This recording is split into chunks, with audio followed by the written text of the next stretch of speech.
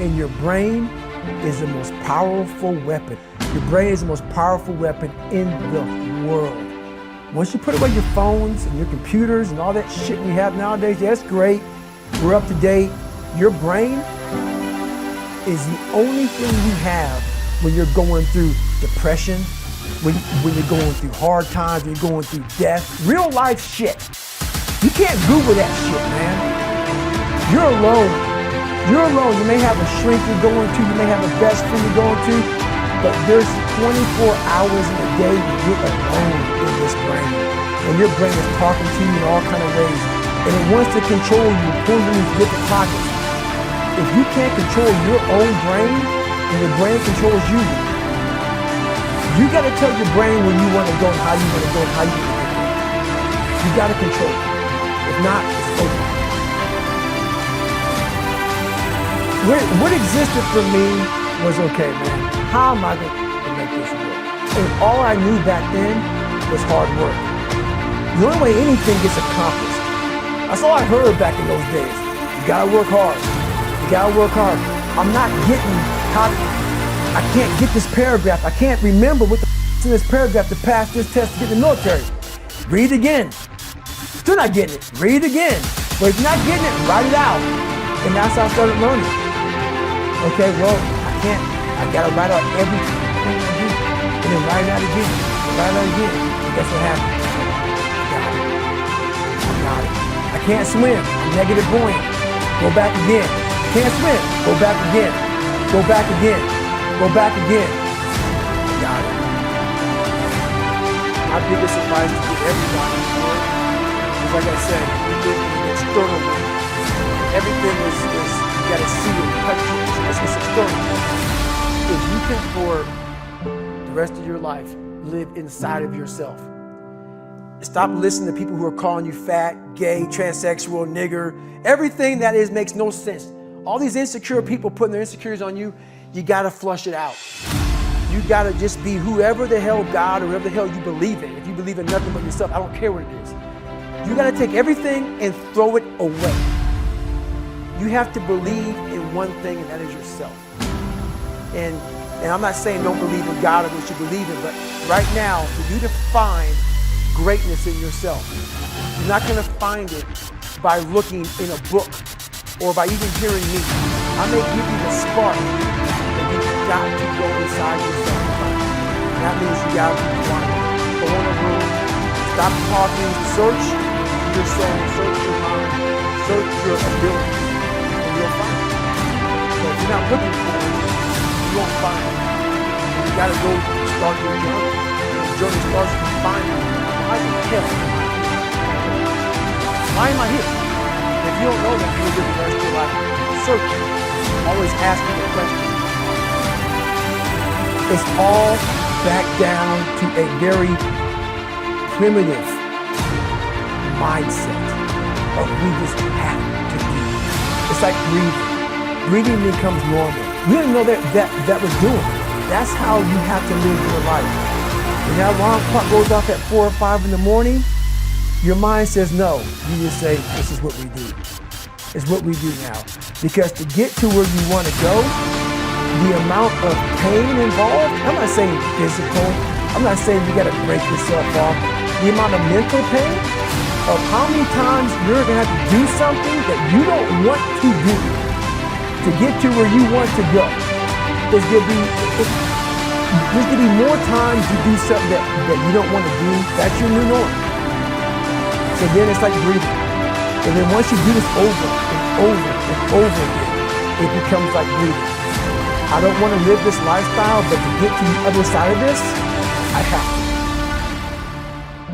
I'm not saying to put yourself down. I'm saying listen to the truth. And the truth isn't in the 20%. The truth is in this other part of your brain saying, look, man, you're wasting a bunch of percentage here. We have 80 more percent that we're not tapping into because in this other 80% is suffering, pain, failure, self-doubt, darkness, and then a whole bunch of light. But to get to this light, you gotta go through all of this shit. So a lot of us know that.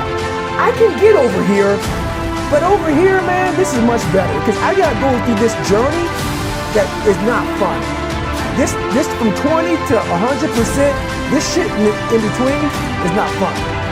So we decide to live over here. So everybody goes, how do you do that? You know exactly how. You know exactly. It's not a magic trick. There's nothing I talk about in that book that's a magic trick. It's all back down to a very primitive mindset of we just have to do. It's like breathing. Breathing becomes normal. Like we don't know that we're doing it. That's how you have to live your life. When that alarm clock goes off at 4 or 5 in the morning, your mind says no. You will say, this is what we do. It's what we do now. Because to get to where you want to go, the amount of pain involved, I'm not saying physical, I'm not saying you got to break yourself off. The amount of mental pain of how many times you're going to have to do something that you don't want to do to get to where you want to go.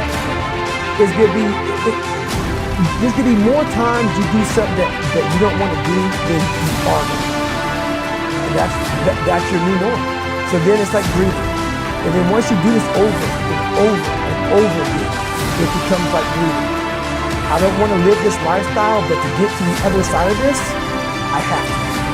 So if you really want it, you realize what trying is and what trying is not.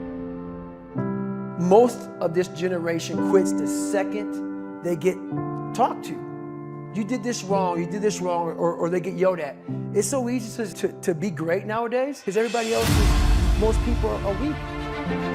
This is a softened generation. So if you have any mental toughness, any ability, if you have any fraction of self-discipline, the ability to not want to do it but still do it. People have a hard thing understand. I hate to run. Well, why do you run if you hate it? What are you talking about? I don't want to take showers and eat either. I hate that too. That's life, man. It wasn't until I changed that mentality that I became somebody. But if you can get through doing things that you hate to do, on the other side is greatness. That's what people think. By me running, I am callousing my mind. I'm not training for a race. I'm training for life. I'm training for the time when I get 2 o'clock in the morning call that my mom is dead or something happened tragic in life. I don't fall apart. I'm training my mind and my body and my spirit to fall apart so I can handle what life is going to throw at me. Because the life I've lived, it throws a whole bunch at you. And if you're not physically and mentally prepared for that, you're just going to come and you're good for nobody. And that's why I talk about the warrior mentality. And that's why so many people are lost when I start talking. You have the right. You're lucky that you don't have to live like warriors. You're very privileged. I chose this world to be a warrior. And I would choose to begin to came back to this world.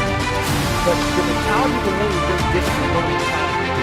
So to be a warrior, why people don't understand it, I'm glad you don't understand it. Merry Christmas, good on you. Because being a warrior takes a whole different mindset. Your mentality changes. I mean, that works. You accept it. That's the mentality. And that's what makes you a warrior. If you're scared to die, you're dead. I hated jumping on airplanes. I hated shooting guns. I hated the job as a Navy SEAL. But I did it because I wanted to change myself. Everything I do, I'm not really comfortable doing. Man, that's with life. If you're choosing to do something, attack it. Because they're going to remember you as not attacking it. So I want to be remembered. You can hate me. There's one thing you can't say about me. I didn't attack it. So that's the mentality you have. If you're going to do something, you might as well attack it. Because you do it anyway.